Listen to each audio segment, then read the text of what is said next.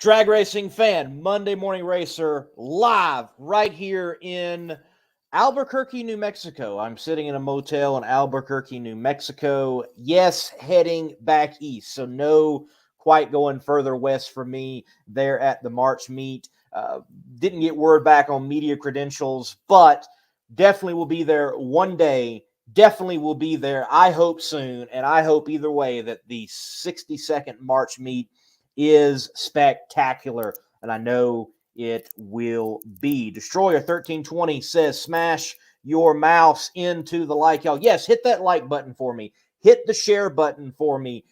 Get people on Monday Morning Racer like Sam saying, hey, Lee, and Paul Flynn saying, yes, sir, and Drag Racing Central typing in MMR for Monday Morning Racer. Why? Because I think we're going to have a great show tonight. I think we have good shows just about every week in and out.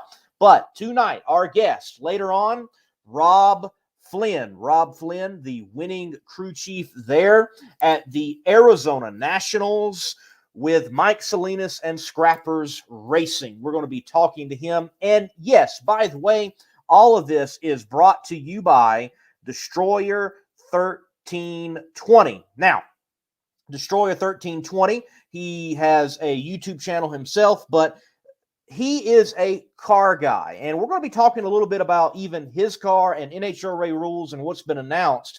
But Destroyer 1320, Eric, he created a product called the Theft Deterrent System for Challengers, Chargers, and it's an expanding line. And, well, it may very well help you to keep your car in your possession. So we're going to be talking about some new rules with NHRA, points, Gainesville coming up, looking back at Arizona Nationals, and talking with Rob Flynn there at the half-hour mark. All of that right after this word concerning Destroyer 1320. And if you know someone with a Challenger, you know someone with a Charger, you need to look him up at Destroyer1320.com.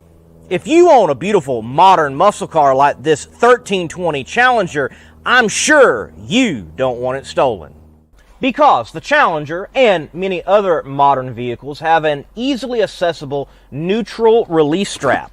That was your coin holder in your center console, and beneath that there's this red cord that someone can pop, put it in the neutral, and potentially easily steal your car. But at Destroyer1320.com, they have the TDS, Theft Deterrent System, which is a cover over that strap using factory mounting points so that you don't get popped by a thief. So make sure to go to Destroyer1320.com using promo code MMR for 15% off and get your Theft Deterrent System TDS and steal the thieves' hope. Well, Pat, in the comment section, thank you for saying hello. Good to have you here in the comment section. But he says and alludes to it, new rule for street cars running 9 flat is incredible. So the NHRA has definitely taken note that there are OEMs out there with a lot of horsepower, a lot of move, a lot of go to them, including my buddy Eric and his, 1320 Challenger. It's basically a luxury drag car in all intensive purposes. What they've done is, if you have a 2014 or newer modern muscle car, you can run a 9 flat at 150 miles per hour, and you don't have to add a roll cage or roll bars. That's significant that you can go from the showroom to the drag strip with a stock machine without any modifications and be, fast. I don't know about you, but I still think a 9-second quarter car is fast. I think 150 miles per hour is fast. This also opens up the guys with Teslas, like the Tesla Plaid. For example, there is a channel out there. I was able to film him. You can see the video on the Monday Morning Racer YouTube channel. He actually lined up against a Harley live wire when I was filming, but does a lot of test and tune down in Clearwater, Florida, but would not be able to, at one time, go to Bradenton and run quarter mile because It would have exceeded the rules without having a roll cage, without having roll bars. So, NHRA definitely paying attention, and I think that's important because we just left from the Phoenix area, and the first night that I stayed in the Phoenix area for the test, they were actually talking about illegal street racing on the news. Apparently, it's a big problem in the Phoenix area. And if you've got illegal street racing going on, well, you need a drag strip. You need places to go. You need places to race to get that out of the way and the community be safe. And having a package like this is definitely going to encourage, I think, younger people and even that man with the middle-age crisis that just got him his big muscle car that he lost when he was a teenager because he had to go somewhere or do something. Anyway, whatever it might be, it encourages people with these beautiful modern muscle cars to take them to the track and to be a part of the NHRA. They even have, special stickers. Imagine that. Like, if you hit certain ETs, you hit certain miles per hour, you can actually send off for a license. You can actually send off for a special sticker categorizing what you're doing in that type of car, like a Challenger 1320 or a Shelby Mustang, whatever it might be. I think that's good that the NHRA is paying attention to that because, think about it, that's what drag racing is really built on. Someone taking their car, not a specific drag car or racing car, but their car, and lining it up against another car at a set distance from A to B, and whoever gets there first wins. That's drag racing, as simple as it can get and be, whether that distance is a 10th mile, 8th mile, quarter mile, half mile, or red light to red light, I might say. Don't do it there, though. Don't do it there, though. So I think definitely good news to hear the NHRA making those rule adjustments. James chimes in and says, "What's up, MMR? Have you ever fantasized about who all you'd put in an invitational race? 8 cars per category." Wow. Okay, James, I like what you're saying. I like what you're thinking there. Are we talking about all time? Are we talking about right now? Can we combine categories? So give me some more parameters there, James. I like what you're saying. I like what you're thinking, though. And feel free, everyone else, with what James is saying. Chime in before we bring on Rob Flynn later on tonight and chat with him. Destroyer 1320 owns that 1320 Challenger. He's happy about that. Competition Plus TV must be Mr. Bobby Bennett listening to Lee while working in the Competition Plus Media Center in Bakersfield. Hope everybody out there in Bakersfield, Competition Plus and beyond, has a great time for sure. James chimes back in and says, today's drivers, and similar to what they're doing with the Part Plus Top Fuel, it's the Pep Boys Top Fuel Shootout at Gainesville. Oh, so, I'll take it as if I was calling people out, or what would I like to see? Well, I want to see Steve Torrance versus Leah. I want to see that. I want to see Mike Salinas versus Brittany. I want to see Sean Langdon versus Justin Ashley. Those are some matchups that I would like to see. Those are ones that come to mind that I would pencil in being a fan. That's what I would like to see. Funny car, I've always got to go with Cruz Petragon versus John Force. That just brings back childhood, but I would love to see it today. It's amazing that those two are still competing today and competing at such a high level that they're competing at. And Ron Capps versus Matt Hagan. And then, honestly, it can shake out any other way for me. I don't really look at the bracket, look at the ladders, and go, oh, I really would want these people to match up. Maybe Robert Height and J.R. Todd, possibly. But yes, if we saw Steve Leah, Brittany Salinas, Justin Ashley, Sean Langdon, and John Force, Cruz Petragon, and Ron Capps, Matt Hagan, those right there are matchups I would like to see. Pro stock, well, I mean, certainly it's got to be Erica and Greg, but you could take any of these young guns in pro stock and throw them against each other, and we've got stellar matchups from Dallas Glenn, Kyle Koretsky, the McGahey kid, and the most recent winner, Aaron Stanfield. And, in fact, one of the questions I asked in the media center was to Aaron that, do you think it's time that people in the fan base stop overlooking Aaron Stanfield and really recognize what he's getting done Sunday in and Sunday out at the racetrack, round by round, and in qualifying? And he took the humble approach. I give him credit, but he's going to keep working and keep working. And he expressed this. So everybody watching, and thank you for watching, remember to hit the like button for me. Aaron Stanfield said, I need to drive better. And I asked him after the press conference, dude, you made the finals at Pomona. You win the race in Phoenix.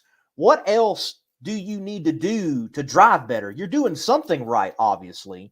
And he said, I want to be 20 and under every time I take the tree. Aaron Stanfield, 20 and under every time he takes the tree. Wow.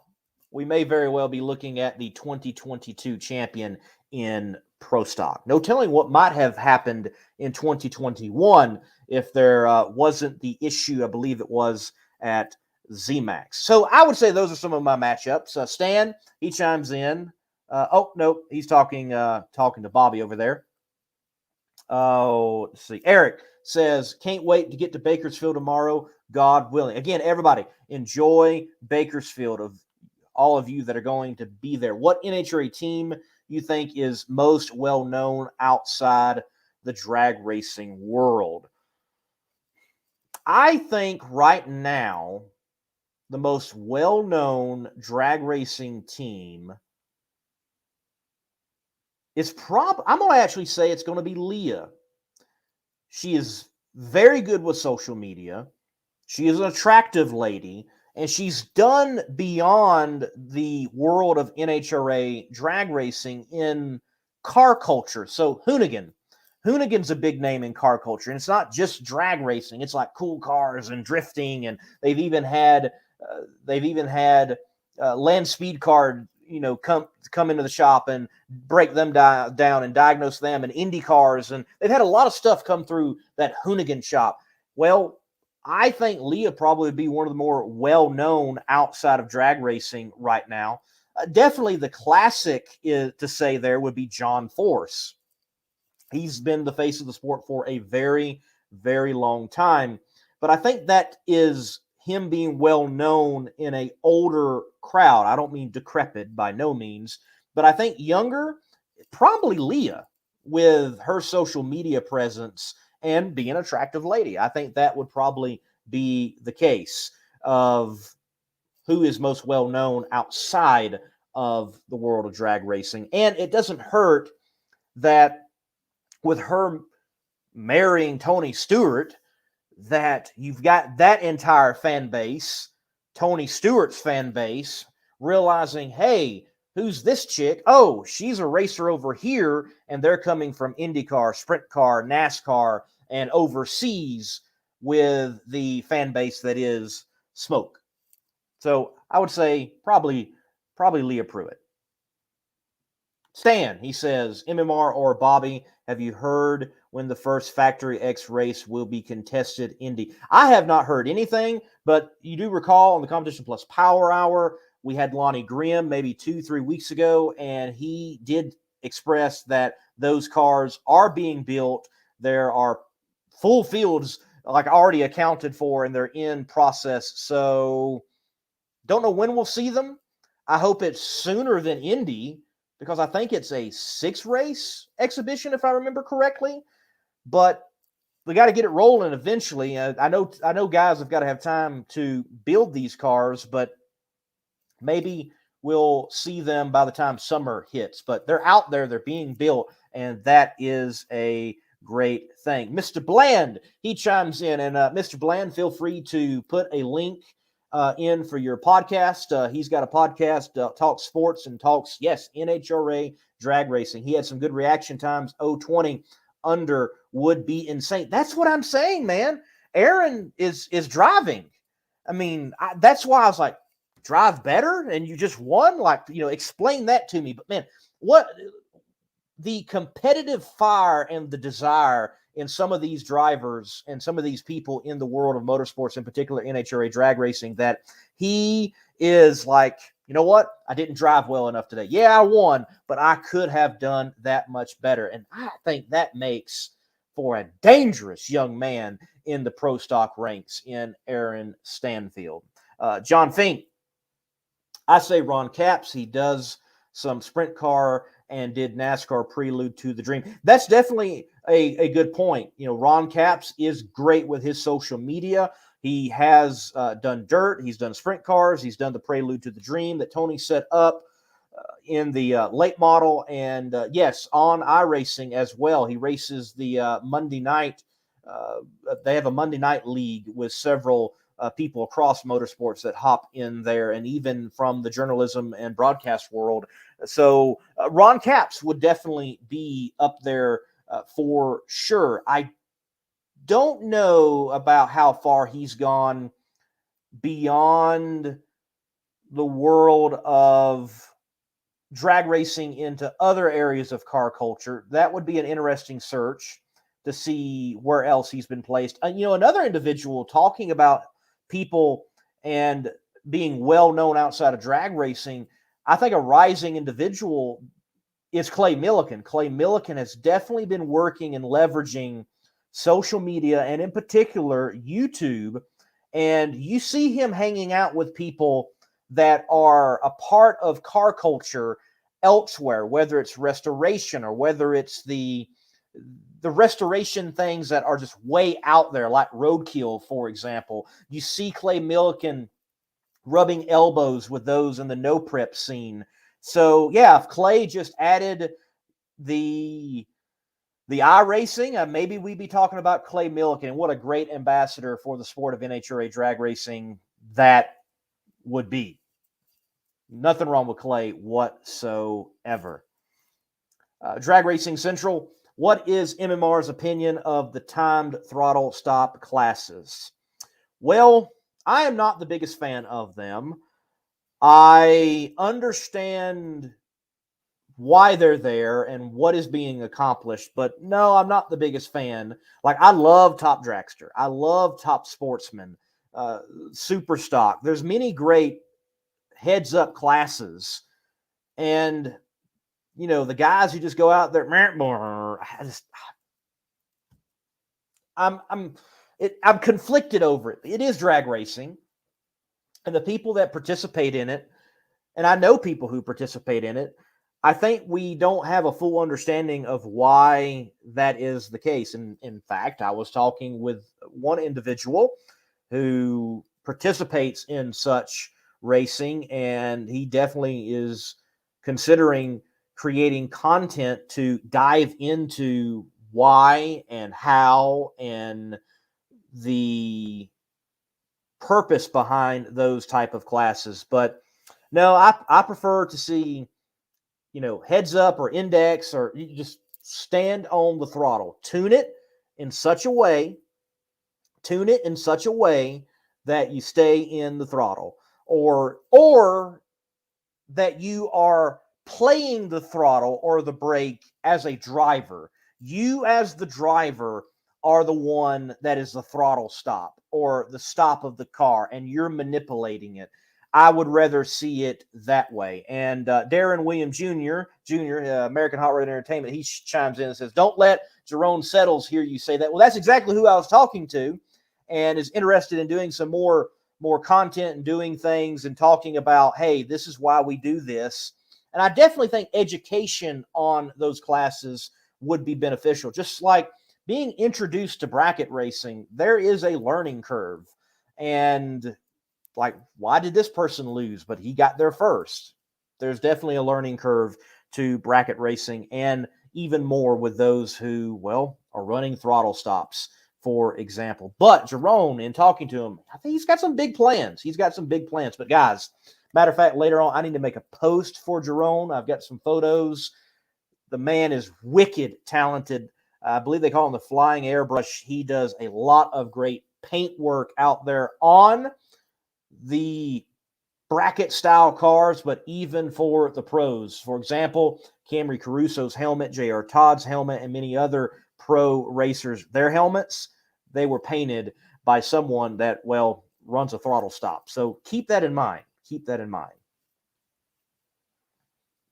Well, thank you guys for chiming in. We're getting closer to having Rob Flynn on. And before we do that, I do want to take a dive, look back to the Arizona Nationals. To everybody that came, whoever is watching, thank you. What a great crowd we had in Arizona. Really all days. Definitely Saturday, certainly Sunday, and there was great energy in the crowd. It's one of the few times recently I have experienced like people standing up when the fuel cars come to life. I have not seen that in a while.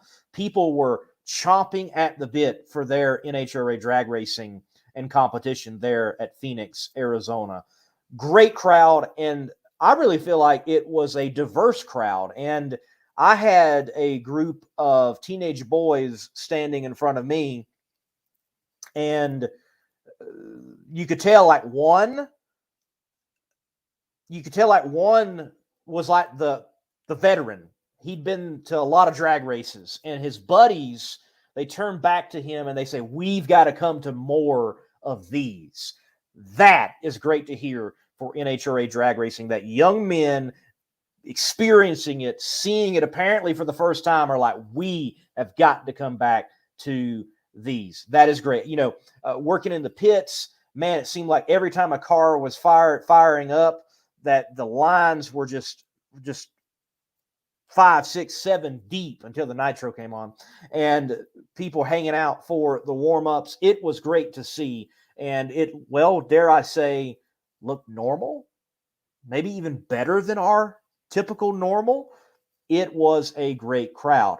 Now, there were some complaints on the TV broadcast. Apparently, some people saw it later due to a basketball game going over to the start time of drag racing. Remember, ladies and gentlemen, that's a contract issue. That's something that the NHRA can't always work out.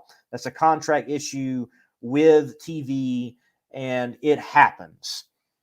FS1 on the average is like 407,000 viewers. It's actually a little under 2 years ago for that particular race.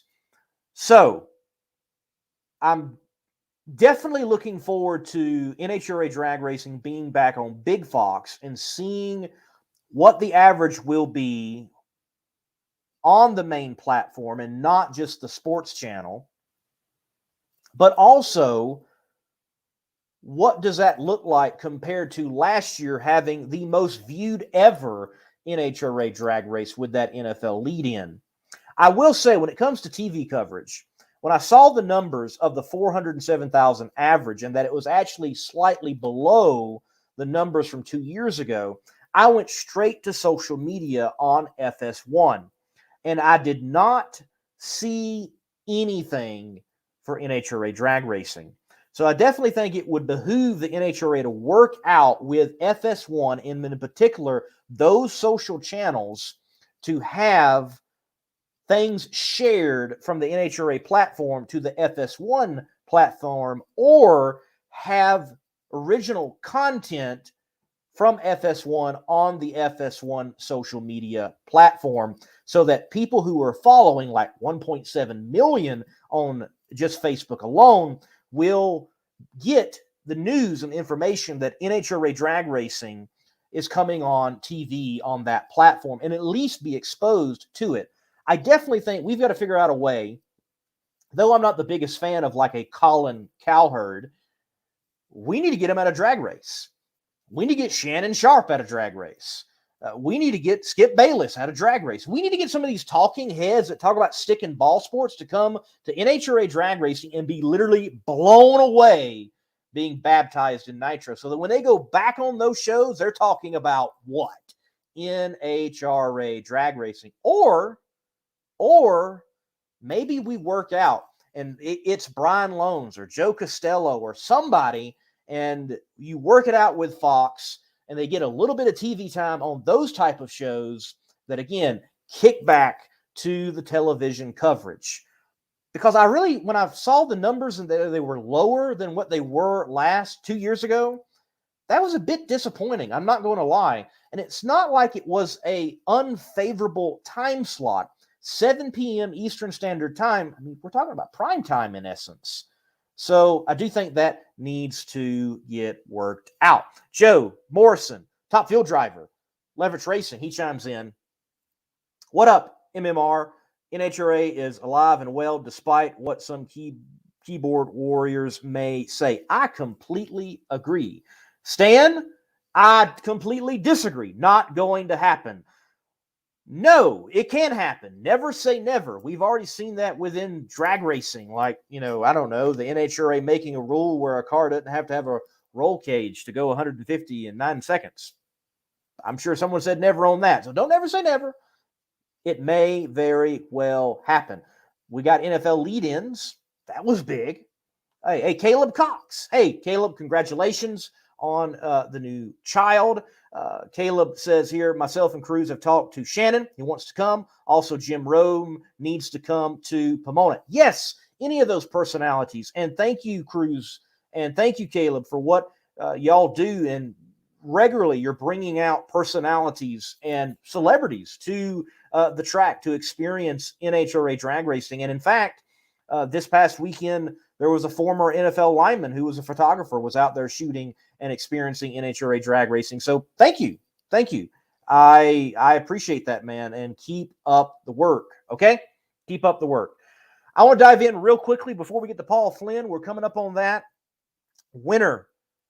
Winning crew chief at the Arizona Nationals. Let's talk points. I'm a points guy. I know there's a countdown. I know there's going to be a reset and all that kind of stuff, but I like points. I'm a point guy.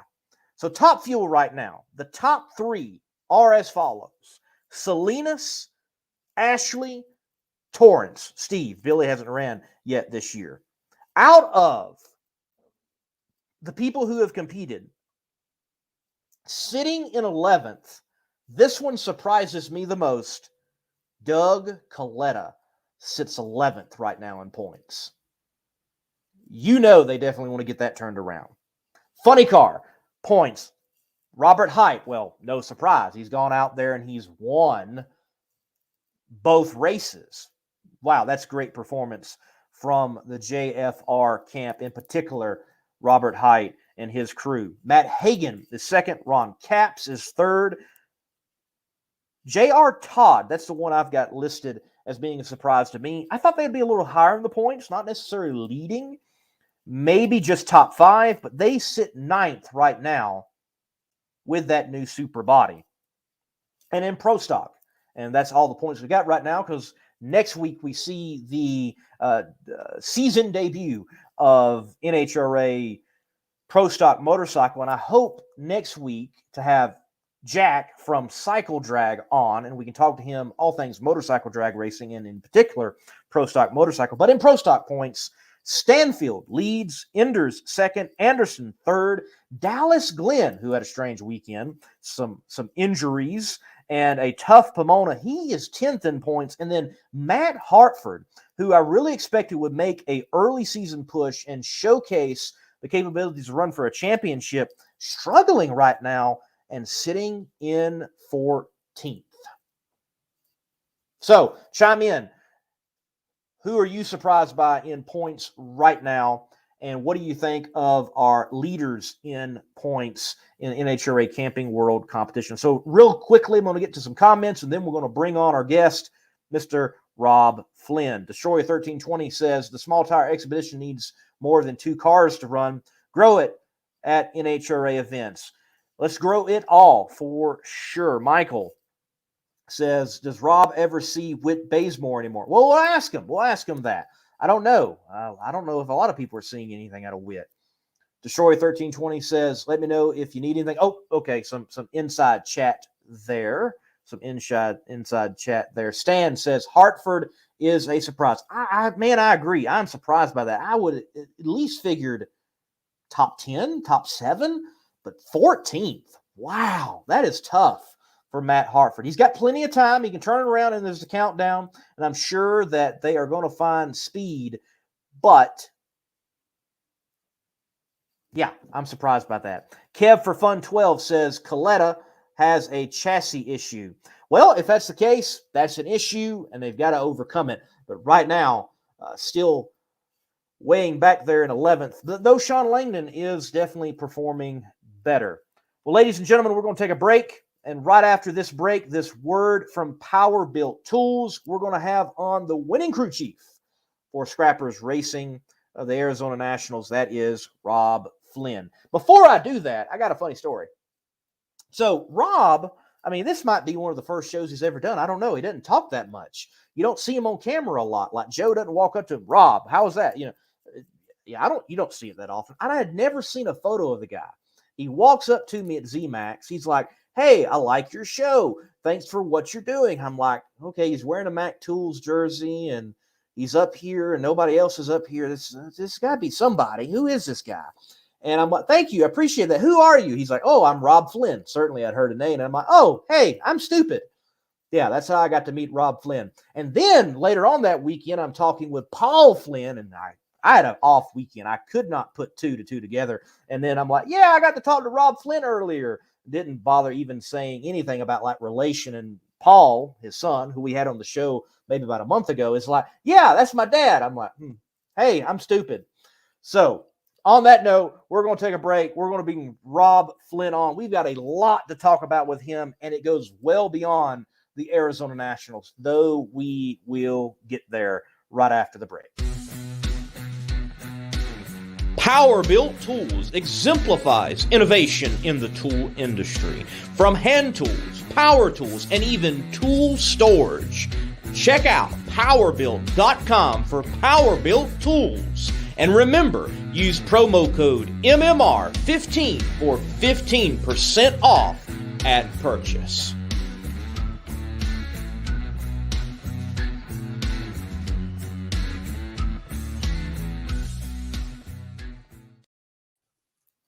Rob Flynn, welcome to Between the Slicks, man. Thanks for having me on, Lee.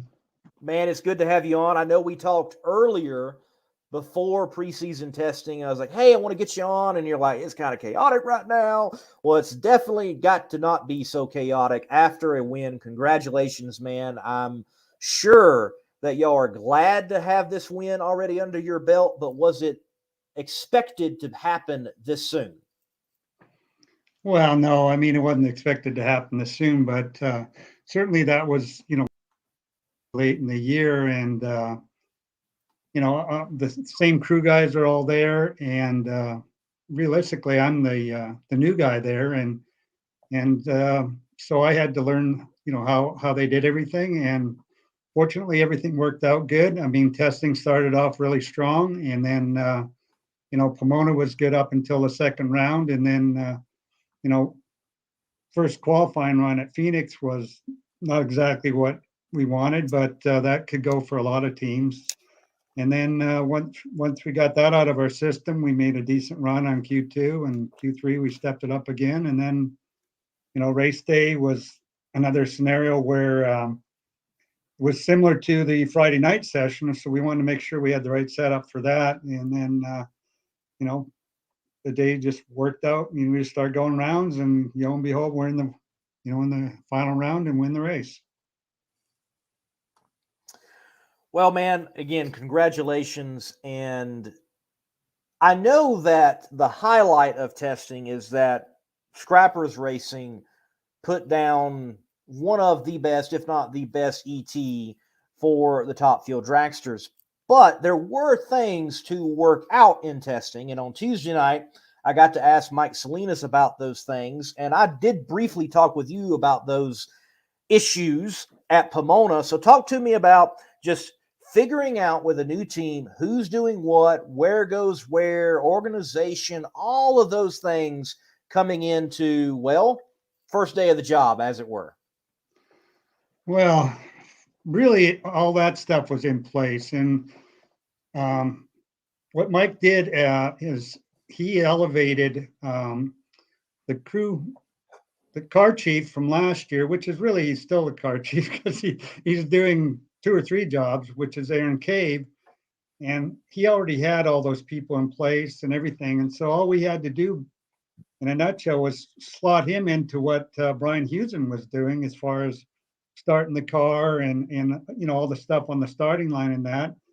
And then I was behind the car in that and seamlessly he did everything perfect. I mean, during testing we got all our little mistakes out of ourselves. We all made little errors, and once we got to Pomona it was smooth sailing, and certainly Phoenix was really smooth sailing. So that made my job so easy, is that Aaron was there, and he takes care of so many of those details that I don't even have to really worry about. And it's just second nature for him because that was his job before, taking on care of all that stuff too.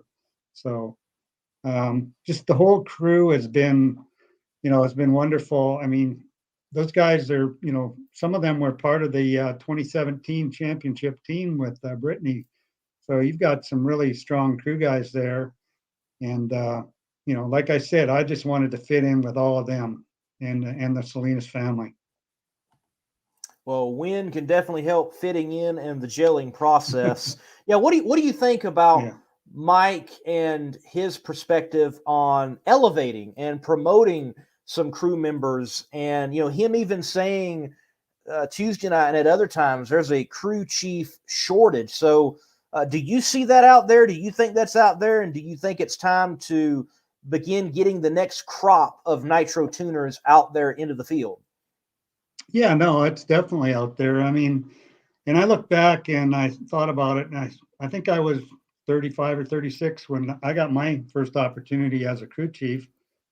And, that's in the age group that Aaron is. And, Neil Strasbaugh, I mean, Tony Stewart, they did the same thing. They took someone that wasn't a crew chief and put him in that position. So I think it's starting to go that direction. And, a lot of the crew chiefs out there, we're not going to be around for a long time doing this. And so we need to bring up, all these younger guys and give them opportunity. And I know there's a couple guys at Coletta's that certainly in the future could fit into that role also. And so, everywhere I've been, I've seen that happen. A little backstory, back in 96, the team that I had when I won my very first race, um, Chris Cunningham was the assistant, Kurt Elliott was the clutch guy, and Dickie Venables was the cylinder head guy. So there you have all 4 crew chiefs right there. And we were all pretty young back then, and look where all those guys are today. Well, they are definitely names that are up there and talked about and doing high performing things in the world of NHRA for sure. Talking about going back, first time having you on, how in the heck did you get in this gig, man? Why drag racing? I mean, you're Canadian. I mean, why aren't you playing hockey or something? Why drag racing? Well, I did play hockey, but I was never, you have to be an athlete for that, and certain size and all that, and that wasn't me. So, Yeah, but you in did drag not get the racing, height out of your family like your son did. no, I don't know. Wish I had $1 for everyone that's asked me that. But but anyway, so in racing, it doesn't matter how big you are. It's not like you have to be an athlete to work on race cars or even drive them for that matter. Certainly doesn't hurt being an athlete driving them. But so in Edmonton was like one of the drag racing capitals of Canada at the time. And you have there was a lot of teams. At one time, there's like 6 top fuel cars out of that area. And you have, in funny car, you had Gordy Bonin, and then there was a lot of local cars there. Top fuel. Even some family friends of mine owned the car that Gary Beck drove back in the 70s and that. And so it just kind of, I went to the races, and the first race car I even saw was a fuel car, and it kind of just, the hook was set, the nitro fix and all that. And I didn't know anybody really other than those friends, but that wasn't a door opener. And then I just went around the pits and talked to everybody. And one guy said, "Hey, I need you to help on my car," and then that led to another thing. And by that time, I was helping a guy named Hank Johnson with his top fuel car. And when I say helping, I was like the wiping the tires off or the valve covers or whatever that may be. And then got to travel with them a little bit. And from that point on, basically, that's really that was my goal in life, was to be in drag racing. And I've lived that life for 40 some odd years now. We had someone ask earlier, do you ever get to chat with Whit, or you know what Whit Bazemore is up to? So I asked that. You ever chat with him? And then what was it like working with Mr. Blazemore? So the last time I talked to him was at breakfast at the Hot Rod Reunion in Bakersfield, really.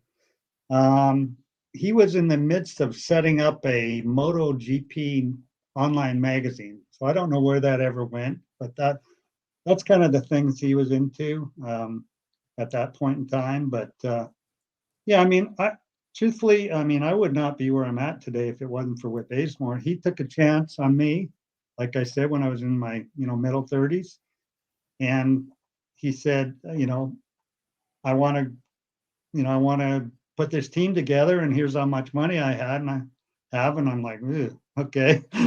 So with the help of a lot of people and a lot of creative financing and stuff, we got this team going, and we took it from a very small budget team, and we ended up with RGR sponsorship and that, and up until it ended. And so that was it was a good 5 years that we had all that going. So I certainly without Whit's opening a door to me, it's hard to say where I'd be, but certainly not where I'm at right now. Well, in all of that, you definitely got to the first win. We were talking a little bit about that before going live, and the connection to this very day in time that we're in. So talk to me about the first win ever as a crew chief. And then, you share also being what has happened in your family in conjunction with winning once again. Yeah, no, it's come full circle, really. It's like I was telling you earlier. We had this is 25 years ago now, 1996 in Dallas, and my wife was expecting before the race, and we ended up having my daughter on the Tuesday. Went to Dallas, had a incredible weekend. Beat a lot of really good cars. Actually, we beat Cruz in the final, ironically, and then won the race. And so now, full circle, we come back, and we were in the race last Sunday, and then my daughter has my first grandson, Wesley Wayne, on Tuesday. So it's kind of a wild scenario, really. So it's been a really awesome week, to say the least. Yes, that's a heck of a week, and a heck of a week many, many years ago. And congratulations once again, all around. So, what is the future for Scrappers Racing with Rob Flynn? Like, what, obviously it's not one win. Y'all want to go out and win the Gator Nationals. You want to go out and win the next race after that. You want to get a U.S. Nationals win. You just want to win them all. I get it. But how do you do that? What does it look like in the nuts and the bolts and everything coming together? Well, it's like Mike and I talked, there's going to be peaks and valleys. We want them to be more peaks than valleys, but, the next thing is going to be, running in different conditions. I mean, let's face it, testing at Phoenix, dry air, really good racetrack. Go to Pomona, really good racetrack. Once again, dry air. And then come back to Phoenix, same conditions. So, you know, you could take your setup from Phoenix and go over to Pomona and do pretty well at that. And then you come back to the same racetrack. So, you know, when we get into the warmer track conditions, which this car really liked late last year, so hopefully we can keep that rolling. Then you're going to, you know, you're going to run into the humid conditions, and so those are different tuning variables. So there might be a, you know, a little learning curve there. Fortunately, you know, all the data is there to look at from the past. So, you know, like I said, this car was really strong on hot track conditions, and with the same group and everything, I expect us to be really, you know, do just as well on hot tracks also.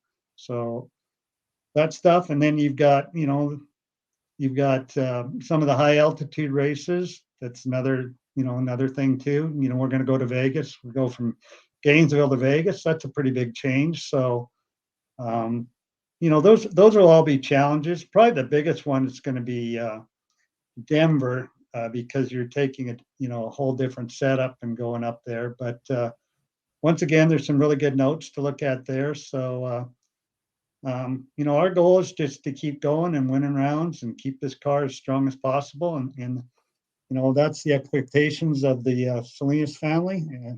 And I mean, certainly all the crew. We want to keep going as strong as we can run all year long. So we got a lot of folks tuning in and watching, like Hunter Green, last week's member on the cast, and along with his dad Chad Green, they're watching along. Joe Morrison is watching along. Kev for Fun 12, that's his YouTube handle, not his actual name. He says, "Tell him about Vinny University." So what in the world is he talking about, Vinny University? Well, in racing, all of us, yeah, we have our mentors, and for me, fortunately enough, in the early times, my mentors would be Bernie Federley, was one of the first, you know, top fuel crew chiefs I worked with. And then Ken Vinny, I went to work with him on his Fuel Funny car. That would have been in 1983. And he taught me a lot about, you know, engine building and stuff like that. And um, just the different, you know, looking at things from a different perspective. Like he raced in alcohol and then took all his knowledge over to the fuel ranks. And you know, he was the national record holder in 1982 in funny car. You know, a lot of teams weren't running billet cylinder heads at the time or big fuel pumps, and he brought all that, you know, what he felt was technology over there and was successful. And so just being around him and then being able to, you know, pick his brain was great. Later years, 1990, 91, he was with Daryl Gwynn, and unfortunately, after Daryl's accident, they needed someone to do a lot of the tasks that Daryl did. And so I was brought in there as, I guess the term would be chief mechanic at the time. And I did the 1 year I did the clutch, 1 year I did the heads. But once again, I got to spend a lot of time with Ken Vinny and the you know, all the stuff that he was trying in the car. You know, now he had graduated to, you know, other things, trying to make power, and built his own clutch systems and stuff like that. You know, he had a couple different chassis. So, you know, I guess that would be Vinny University, learning about all that stuff, whether it be fuel funny cars or top fuel dragsters. Well, talking about fuel funny cars of the nostalgia variety, Joe Morrison, top fuel driver himself, chimes in. He's like, "Hey, Lee, did you know that Rob has also tuned nitro nostalgia funny cars? I first met Rob when we were both in Bakersfield." So this weekend, we've got March Meet. Apparently, you've been out there plenty of times, tuned on them. What about that world, and what about March Meet, man? You know, with our schedule, I haven't really gone to the March meet for quite a while, but I did go to the reunion, and haven't really tuned on them. I've been a consultant with on Ron Hodson's car with Ryan Hodson driving. Ron and I have been friends for a long time, and when his son started driving, he wanted me to come to the track. And so the first where we were getting his license was up in Edmonton. He used to have a race there in July, and so got his license, and then they went and ran the car, and then we went to Bakersfield, and the whole weekend was eliminations runs because an event they were running in the points championship was rained out, and so all of the qualifying runs were going to count as another race. And we just rolled the car out, and right off the bat, I mean, it ran pretty good, and then it ran really good, ran in the 560 to over 262, and once again, just one of those things like last Sunday, everything just kind of fell in place, and we ended up winning the race. And so that was a lot of fun. And I went and did that another couple of years, and we didn't win anymore, but we were runner-ups, so the car still ran pretty good. But that's a lot of fun because that class doesn't have all the rule stipulations that we do. You can run different tires, different wheels, different gear ratio, transmission, blowers, heads. I mean, there's just a lot of options there, cubic inches. So those cars are actually kind of fun in that regards because there's a lot of things you can do, and not every car is, I guess, what we'll call a little bit of a cookie cutter, and where they're all so similar. They're all so different, really. It's kind of like when I worked on the Pro Extreme cars too. Everything's different there, so there's different challenges involved with all that versus running fuel cars. Do you feel that modern fuel at the top level of the sport has become too spec, if you'll allow me, and that there needs to be more room for innovation, or that we actually have hit a spot that is good for the sport, though there may not be that much innovation or changeability as there is in other spots in drag racing, and there has been in the past? Well, I think the cars are so technical now that you would just be spending money after money to, it's not like there's not enough money to keep spending way more money. It's, I guess, the easiest way to say it, because if you opened it wide open, we'll just say the superchargers, then everyone would have to have a blower dyno or hire the blower gurus or whatever you want to call it on a full-time basis. And then it would turn into everyone have to have the best blower. And then if one guy's blower wasn't good enough, everyone would have to go to that guy's blower. And so that would make it really bad. And then if you had any of the other changes you can have, I mean, really it's still kind of open. I mean, the blowers, they're kind of set in their way right now, but the fuel pumps, we got enough fuel to make things run 330 miles an hour and 360s. I mean, I don't know how much more we want, because the cars are awful fast now. I think it's in a good spot now, and we got a lot of tools on these cars to work with, and there's certainly a challenge all the time trying to make them stay in the 360s, going to different racetracks and that sort of thing. Do you believe that is what has allowed the competition to become so tight within the fuel ranks? I mean, my boss, Doug Foley, 375 with a 1, technically his best ET of his career by like 2,000. It only gets him 13th at the Phoenix crowd. And like 2 years ago, he'd have been qualified 9th. So has this shift in fuel and everybody having similar parts and pieces and technical expertise, is that the cause of why the competition is so great right now? Yeah, I mean, there's a tremendous amount of parity right now in top fuel and funny car for that matter.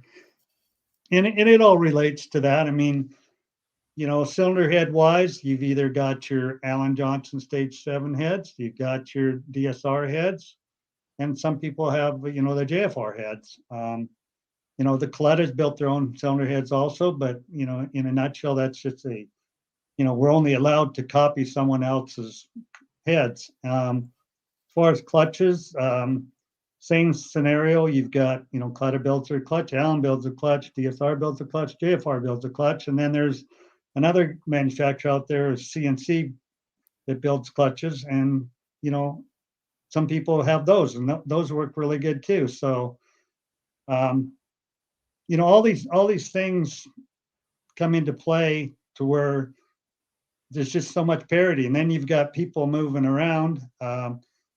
A lot of movement this winter, and so you've got a lot of really smart people working on these cars. I mean, now you add add Austin Prock back into the mix with Ron Tobel over there with Joe Barlam, and then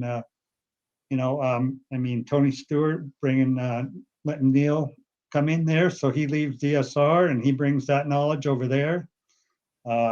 Obviously, Brian and Alan go into Colettas, they take their knowledge there, and then their other knowledge stays here. And then Jason McCullough goes onto Sean Langda's car. So what he knows at Torrance's goes over to Colettas on Sean Langda's car. And in your case, you're talking about Doug Foley, and you've got Aaron Brooks over there, and we all know what he can do. And so he's just working through it as right now, but I expect him to be running in the 60s real soon here. I do too, as well. I'm definitely hoping we'll see some high 60s from the Foley camp at Gainesville itself. Talking about numbers, Stan asks, do you think we'll see a 359.9 this year, or maybe at least a 60 or 61? 359, boy. I mean, I think first you got to run 361. So I don't know. I mean, that's going to be dependent on conditions and really track conditions, not necessarily the air condition, because we can make pretty much the same power almost everywhere. It's just going to come into being, track conditions. Like, I didn't go to St. Louis last year, but they all rolled in there and wham, everyone's flying there. So, obviously that's a really good track, but the conditions were there to do that. And then, you've got a lot of really good tracks where that can happen. Sometimes it's just circumstances, and there's no real big earth-shattering things that are going to do that. It's just going to be making more power and getting it to the ground and keeping the engine alive.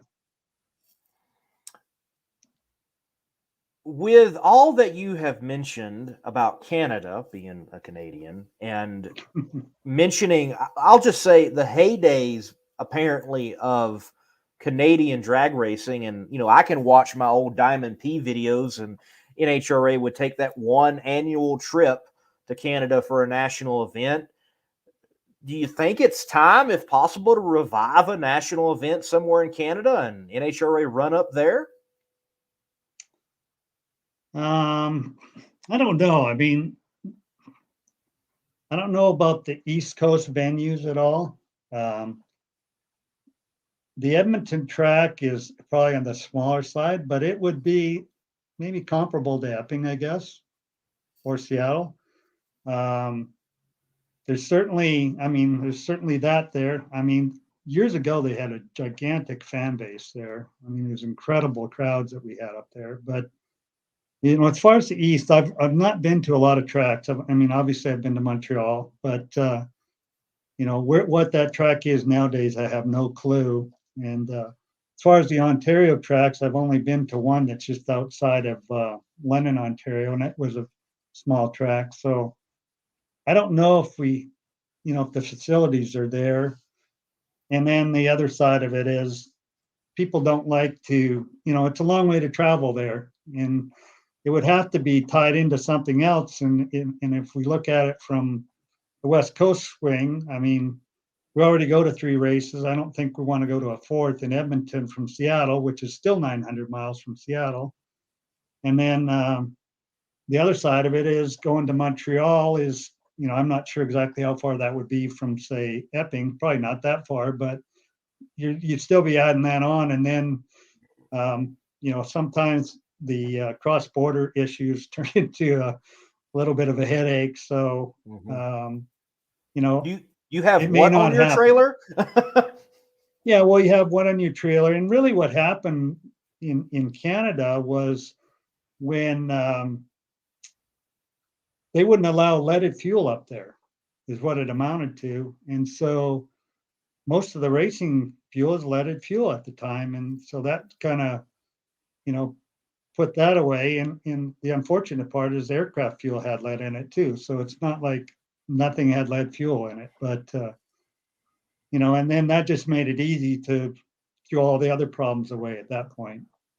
Now, people do go up there and race. Edmonton still has some shows where they have pretty much will be mostly nostalgic cars nowadays, but there's certainly races there, and I know in Ontario and some of the tracks there and Cayuga and that they run some shows with Jack Wyatt runs up there and stuff like that. So there's a few places where they run. I just don't know what those tracks are like compared to what I'll say is national event style tracks at this point. Got you. Yes, certainly. Great to weigh in that factor for sure on that answer. But you mentioned, wow, Western Tour, tack on another track, hypothetically, we're already doing 3 weeks. How challenging was the 3 weeks we just had for the crew and the morale and just on the guys? Because I don't think enough people put that together that we just had opening of the season like a mini Southwest tour. Yeah, no, it was testing Pomona, Phoenix. It was definitely 3 in a row. And then, testing for us, it was a little bit not quite the same as the other guys. Like all the new teams that started off, they were working 12, 16-hour days, 7 days a week to get ready. In our situation, we have the one car at the time, and we took that and front halved it, put it back together, went through all our parts and everything, and just got everything ready to go. We weren't putting together a whole team, like some of the teams were. Antron and Tony Stewart, and then the JFR thing kind of happened a little later, and so there was a lot of changeover and all that stuff. And still we made 10 runs testing. I think some other guys made at least 12. So that's a lot of runs in 3 days. And then, in a few days later, you go to Pomona and run there. And then, you come back to Phoenix. We made 22 runs. And, fortunately, there's not a tremendous amount of travel between all those two places. But, now all these guys had to drive back to Indianapolis, and then we're going to go, we got this week to work on everything, and they get back a little bit later because the distance they went. And, in our case, our guys, obviously we won the race, so it's like real easy to do everything. And then, since we've been gone, we try and give them some time off. And, next week we'll go to Gainesville, and then we'll have a week and get ready and then go to Vegas. So, there's a lot happening in the first few weeks here, and then there'll be a little bit of a lull in the action for everyone to get caught up, and then we'll go again. And, and then all the races will really start stacking on top of each other when you start doing the, 3 in a rows and stuff like that. Well, Rob, look, congratulations again on the win, and hope that you and Scrappers Racing have a successful year in 2022 in the NHRA Camping World campaign. I'm going to give you the floor here before we let you go, and just say thank you to whoever you need to say thank you to, man. Well, first I'd like to thank, Mike and Monica Salinas and the girls for bringing me on board. I mean, I didn't know exactly where I'd be this year. And then for all those crew guys, there's certainly a lot of opportunities for them this year with all the new teams that started in Indianapolis. And they had the faith in Mike to stay. And like I said, it makes my job way easier having a crew there that's already seasoned. And so I really want to thank those guys because they didn't have to stay. They, like I said, they had opportunities. And then my family sticking behind everything. I mean, last year was a little bit tough. You know, I never blew up so much stuff in my life. I mean, I could probably take everything we hurt last year, and you could take 35 years to hurt that much stuff in all the other times I raced. So, all those people for sure. And then, Caleb and my daughter Stacy, grandson now. It's very exciting times too. So, and then all my friends, everyone's like said, just be Rob Flynn and everything will work out. And you try to believe that, but until it does, you don't know. And so, once again, everything worked out. And, winning this early in the year, that's just a huge thing. This race win for everybody was huge. And so, we just want to keep on going, keep the car running strong, keep winning as many rounds as we can, and everything else will fall in place. There you go, man. Well, look, I got one more question. It's from your son, so I got to ask it. Paul Flynn asked, what is your most memorable experience in drag racing? So what's at the top? What's the Mount Everest of experience moments in your life of drag racing?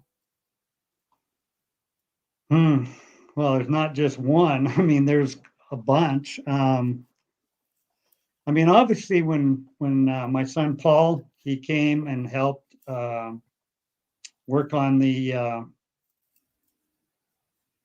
team with J.R. Todd. I got it up on the wall here somewhere. Steelmaster car. Anyway, when he came and worked on the car and we actually won the Sonoma event, that was extremely exciting to stand in the winner's circle. And, at the time we, on all the guys that were first time winners, we'd soak them down with mellow yellow. And I still have the can sitting here on my trophy shelf that I soaked him down with. So that was certainly, one of the most memorable. Obviously the first win just after having my daughter, that being the first win, that was extremely exciting. Another one, I'm gonna just take more than one here. Another one that was really huge was in 1997. We went into Seattle. We'd won Denver. This is with Whit Bazemore, Team Winston car. And my mom and my dad and both sides of the whole family were there. And my mom goes, I really feel like you're going to win today. And I'm like, oh, brother. I mean, I look at the ladder and I'm like, I don't know. Okay. Lo and behold, the car was running so good at that time that we end up in the final round. We're racing Tony Pedregon. Both cars smoked the tires. This tells you a little bit about Whit Bazemore.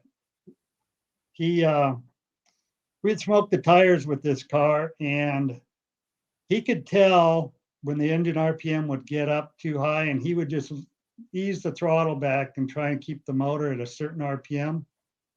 And the car we had built, Al Swindle, famous chassis builder, built this car, and you could actually drive it smoking the tires to a certain extent. And so we're racing Tony Pedregon, and he just soft pedals this car and drives it down to the finish line, spinning the tires. We win the race. Another one would have been winning the U.S. Nationals in funny car, but winning the U.S. Nationals in 2019 with Doug Coletta. Doug Coletta had been going there for 20 some odd years. I'd never won it in Top Fuel. And, to win that race, get in that race car, drive back to the starting line, and my whole family's there, and we all got to be in the winner's circle, and Doug had flown his family back in, for those festivities and all that. So, all those are big moments. And I got to tell you, last weekend was a big moment too. So there's been a lot of great times for sure. Well, before we do let you go, I got to ask, do you ever try to pry some track information out of your son, with like not being under the Toyota deal now, like, yo, just a little info here, boy, I gave you a roof over your head for, however long. No, my, Aaron Cave, he goes and does all that stuff. They have their own equipment. And he does a really good job. Like I said, he's wearing a lot of hats out there, and he does a fantastic job. And he comes back with the data, and over the winter, I looked at what their data was from last year, and we look at it and go, wow, looks pretty good. And just, we go from there. But to answer the question, no, because I know how it is with, the Toyota program, and they're very proprietary with their information, and there's absolutely nothing I want to do to get my son in trouble with them. That's for sure. Good deal. Well, Rob, look, thank you for your time. Thank you for coming on Between the Slicks. I haven't got that many crew chiefs, and I haven't had a winning crew chief right after a national event as of yet until right now. Thank you for that, man. Very cool. And thanks for being a cool dude. It's fascinating in the world of NHRA who knows you but just walks by you, and who knows you and then shakes your hand. And thank you for being one of those dudes that will walk by, shake a hand, talk, and chat. Appreciate that, man. Oh, thank you. And I really appreciate you having me on. And it's even better after win, that's for sure. I mean, we got lots more to talk about. Definitely. Thank you, Rob. Take care. Okay, thank you. All right, folks. Rob Flynn, winning crew chief for Scrappers Racing at the Arizona Nationals. We're going to begin winding down. I do want to cover just a few other things. There was a comment made about, professional modified, as my co-host on Competition Plus would say, Pro Mod, at the Gators. Right now, that entry list sits at 13 cars. So we need 3 more cars, and we got a full field. And we got a little bit of time still. So just hang on. We might have a full field in Pro Mod. Just wait. A few more people may very well put that entry in, and we'll see. The other categories of the Camping World banner, full fields in every category except for Pro Stock Motorcycle right now. We'll see how that turns out. Definitely want to talk with Jake about that next week if we can get him on. But we'll definitely have someone from the world of drag racing on next week right here on Between the Slicks. A lot of great things are happening, not this weekend coming, but the weekend after. Granted, I don't want to look over March Meet. That's this weekend. There's a regional event or divisional. I get those mixed up. I do. It's hard to remember. But nonetheless, they're racing again at Wild Horse Pass Motorsports Park. And you have the Baby Gators going on this weekend as well. So there are great drag races all across. All right. Then we come into the weekend after the one we're about to go into, Gator Nationals. Also the opener for the Southeast Gassers Association. They will be racing in Reynolds, Georgia, if I remember correctly. So if you can't get the Gators, get to the Gators, well, go to Southeast Gasser Racing. I'm going to tell you what, matter of fact, go to both. Like, go Friday to the Gators, then Saturday to Southeast Gassers, and then go back Sunday to the Gators and work it out and just get all drag race. You're getting it like from way back when and the modern day. So just get it all in. And look, we're not too far from PDRA starting up, Midwest Drag Racing Series, which had good news. They're going to be on MAV TV again, and Summit is hooking up with them again and partnering. So drag racing looking up for sure.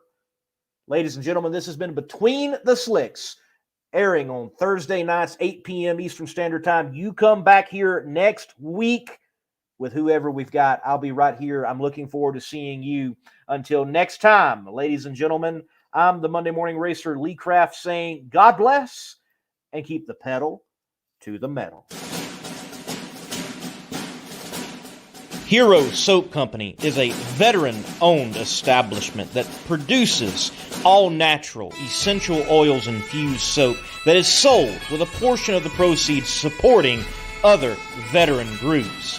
Hero Soap Company. Heroes supporting heroes. Be a hero yourself and buy a bar and let freedom clean.